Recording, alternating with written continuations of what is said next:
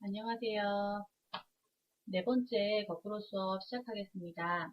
오늘은 우리 교과서 170쪽에 나와 있는 목재에 대한 부분 들어가도록 하겠습니다. 오늘 학습 목표 한번 살펴보도록 할게요. 학습 목표는 총 3가지입니다. 목재의 특성과 구조와 흠에 대해서 알 수 있어야 되겠습니다. 목재의 장점부터 들어가 보도록 할게요. 목재는 다른 재료들보다 가공성이 우수합니다. 우선 가볍고 비중에 비해서 강하며 가공하기가 매우 쉽다라고 하는 큰 장점을 가지고 있습니다. 두 번째는 따뜻한 느낌을 주는 무늬가 있죠. 나뭇결이 아름답다라는 특징도 가지고 있습니다. 세 번째는 절연성과 단열성을 줄 수 있겠는데요. 열과 전기를 잘 전달하지 않는다는 특징을 가지고 있습니다. 목재의 단점도 분명히 있는데요. 불에 타기가 쉽고 습기에 약해서 썩거나 갈라지기가 쉽다라는 단점이 있습니다. 두 번째는 재질이 고르지 못하고 부분에 따라서 강도의 차이가 있을 수 있습니다. 이 부분은 목재 구조에 가서 더 설명해 드리도록 하겠습니다. 세 번째, 습기에 따라서 뒤틀리거나 갈라지는 등의 변형이 쉽게 생길 수 있겠습니다. 자, 목재의 구조를 들어가도록 할 텐데요. 지금 화면에 보이는 목재의 구조를 유심히 살펴봐 주시고요. 구체적인 구조 들어가도록 하겠습니다. 우선은 나무 바깥쪽을 감싸고 있는 부분이 껍질 부분이 되겠습니다. 이 부분이 되겠죠. 두 번째 수심이라고 하는 부분은요. 목재의 가장 중심 부분을 수심이라고 합니다. 이 부분을 수심이라고 하고요. 세 번째 목질은 이 바깥쪽 껍질과 수심 사이 부분을 목질이라고 하는데 이 부분도 지금 색깔을 보시면 진한 부분과 연한 부분을 볼 수 있어요. 이것을 심재와 변재로 나누고 구성하고 있습니다. 그럼 심재와 변제를 배우기 전에 나이테를 먼저 볼 텐데 나무에서 이 수심을 둘러싸고 있는 그러니까 수심이라고 하는 부분은 이 가운데 부분이었죠. 이 수심을 동그랗게 둘러싸고 있는 동심원을 나이테라고 합니다. 이 나이테는 또 춘재와 추재라고 하는 것으로 구성되어 있는데요. 이 부분은 뒤에 가서 이제 선생님이 그림을 보여줄 텐데 우선 춘재 부분을 살펴보도록 하겠습니다. 춘재는 따뜻한 봄과 여름에 자랍니다. 그렇기 때문에 활발하게 잘 자라겠죠. 세포막이 얇고요. 유연하고 색깔이 옅다라는 특징을 가지고 있고요.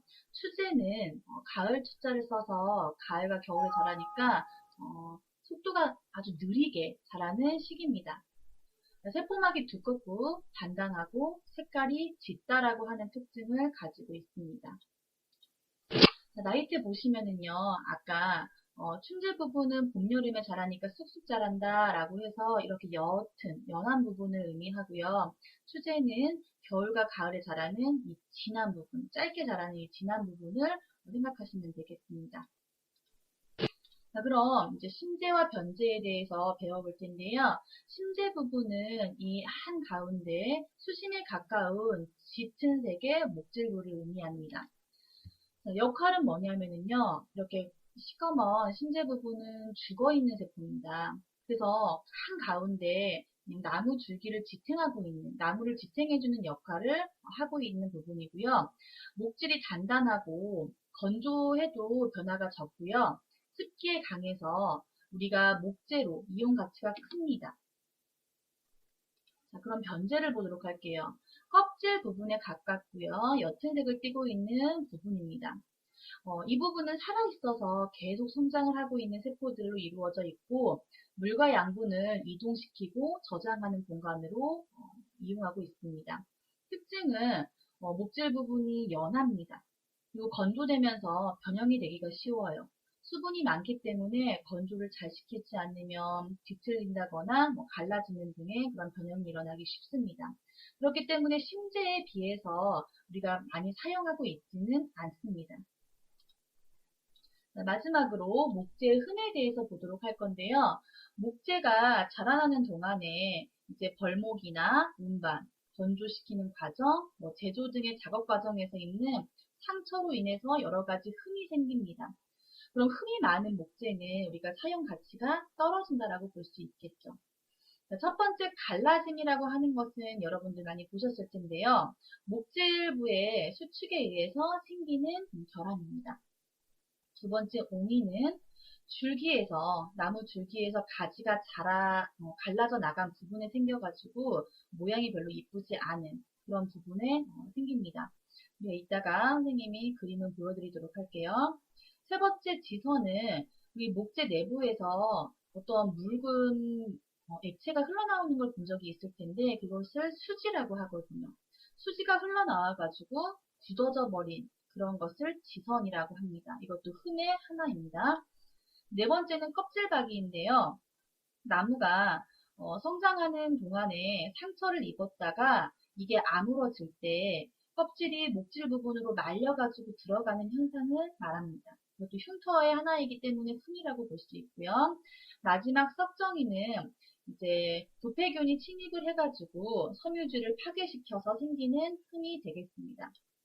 자, 여기 보시면 아까 옹이는 이 줄기 부분에서 이게 줄기거든요. 이 줄기에서 이렇게 가지가 뻗어나와서 목질이 생깁니다.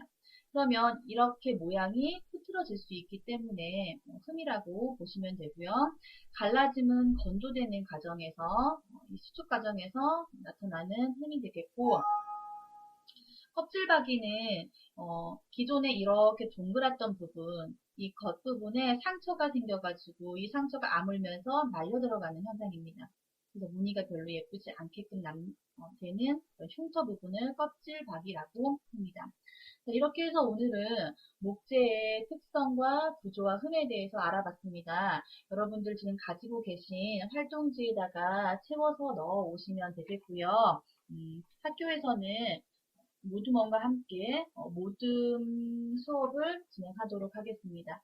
수고하셨습니다.